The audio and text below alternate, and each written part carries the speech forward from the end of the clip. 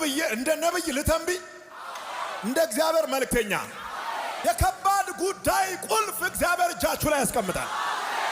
አይሆንም የተባለ ጉዳይ ቁልፉ በእናንተ እጅ ውስጥ ይሆናል። ቁልፉ እጃችሁ ውስጥ ይሆናል። የማይጨበጠውን ነገር ለመጨበጥ የጠለቀውንና የተሰወረውን ነገር ለመግለጥ በጨለማ ውስጥ ያለውን ነገር ወደ ብርሃን ለማውጣት በእግዚአብሔር ታማኝነት ላይ መደገፍ ያስፈልጋል። በጣም ከባድ ጉዳይ እንደ ቀላል ነገር ማየት የምትችሉት በእግዚአብሔር ታማኝነት ላይ ስትደገፉ ብቻ። ከሞተ 4 ቀን ሆኖታል እየተባለ አልዓዛር ወደ ተቀበረበት መቃብር ኢየሱስ የተጓዘበት ዋናው ምክንያት በእግዚአብሔር ታማኝነት ላይ ስለተደገፈ ነው።